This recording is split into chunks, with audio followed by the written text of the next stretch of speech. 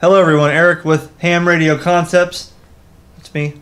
And I have a interesting video here for you. Let's check this out. Now imagine you're using a Bofeng or a VHF UHF handheld in your travels, okay? But then imagine having that built into a smartphone.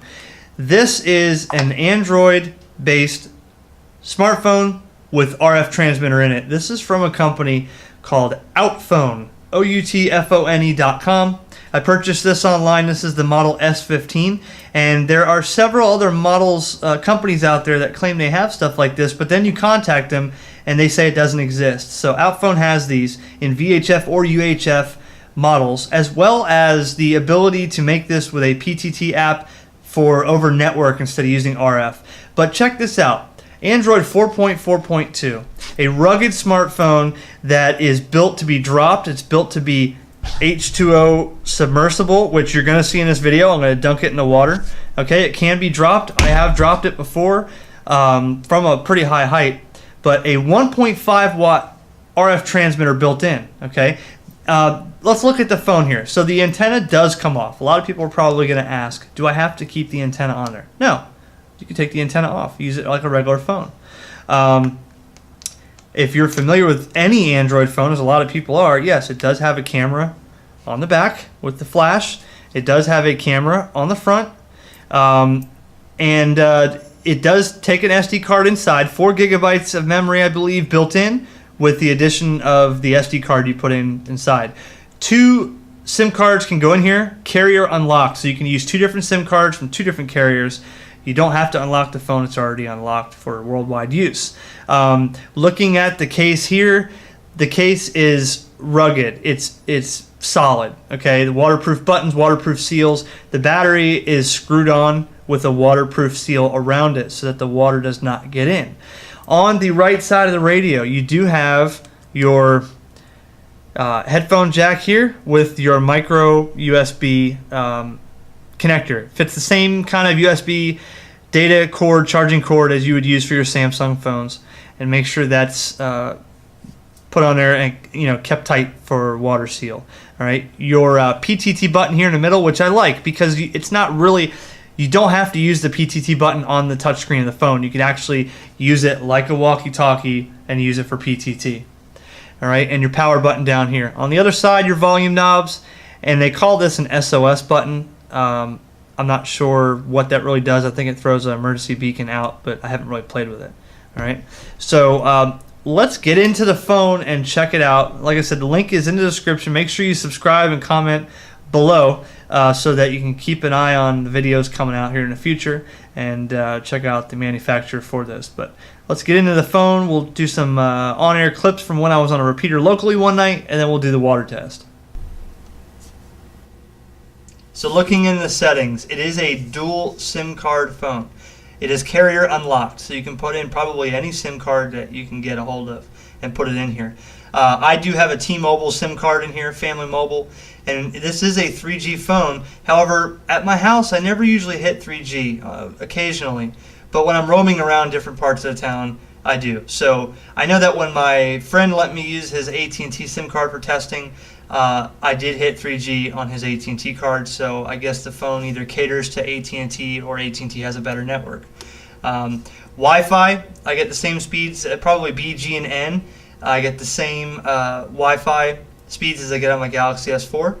Bluetooth, and anything else that you're familiar with in Android. If I go to About Phone, here it is here, S15.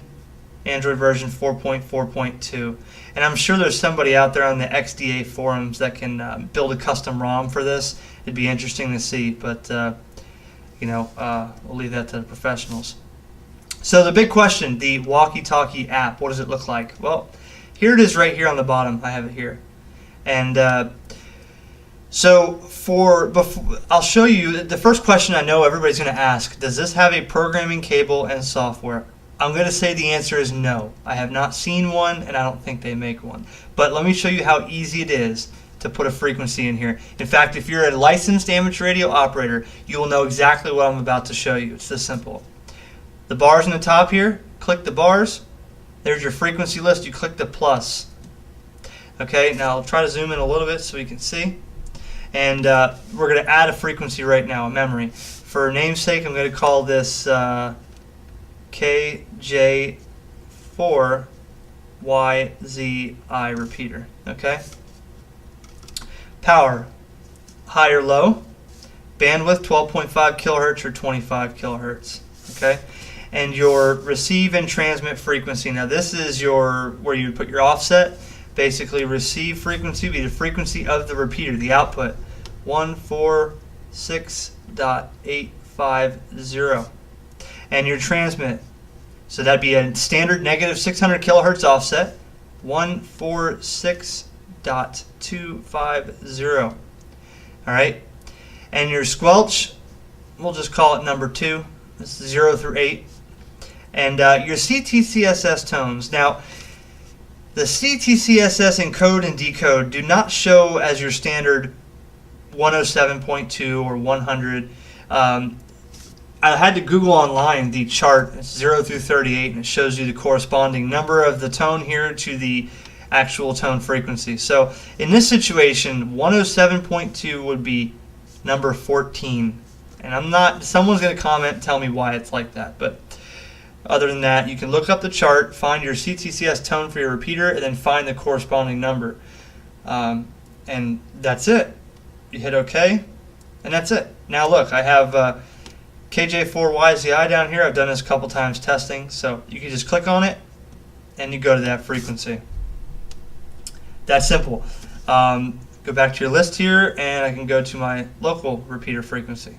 So let's, I'll show you a clip of when I was on the net one night into a repeater and a test, and then we'll go right to the water test. But other than that, that's about it. So I'll just turn it back to you, Richard. Have a good night, everybody. KM4MCK. Good evening, Richard, and everyone on the net. I didn't get to make it to HamFest because, of course, my schedule got changed, or they changed the schedule because of the hurricane. But I am checking in again on my little Android smartphone with VHF transmitter in it. So I hope I'm making it into the repeater okay. Still having fun with this thing, and it's pretty cool to have a radio and a phone all in one. Nothing else to put in, Richard. Thanks for taking the net. 7-3, KJ4YZI. Well, you're doing a terrific job. Like to eyeball that one of these days, but it sounds good for the amount of power you're running, and that's. I think. Did you not say that you had a demo on YouTube? Yeah, I'll be putting one up soon. As soon as my computer gets put back together, I'm missing some parts. It took a dive, but we're going to be back up and running. I'll have a video up for you. Right. Dr. Bob, KK4KT. Good evening, sir. All right, guys, here it is. Water test. All right. Bon voyage.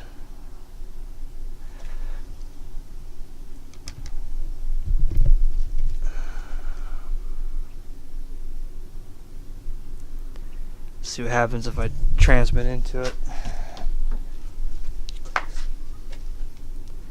Hello, test. Test.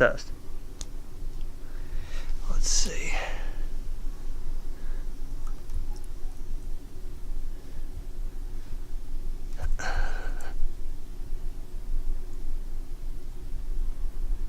Oh, QRZ.com. Look at that.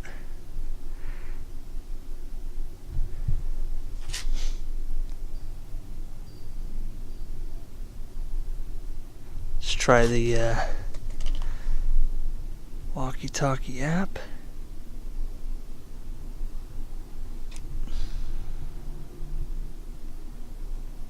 Okay.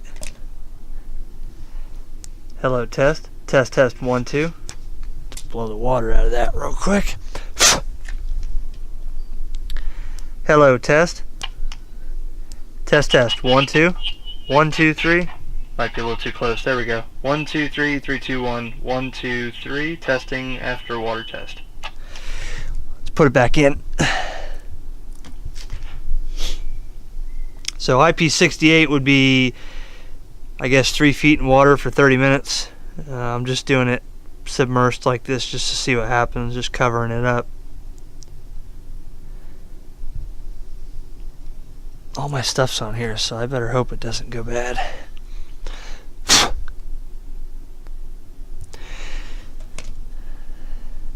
Testing, 1 2 1 2 3 with the Yaesu. Hello, test. Test 1 2 3 2 1 2 3 2 1. It's working. All right, so water test is a success. Check out outphone.com for this thing. If you can see that in the light. I give it a thumbs up. I think it's a really neat idea. Hopefully I can get other models of like this, and we'll compare them all. 7.3 from KJ4YZI.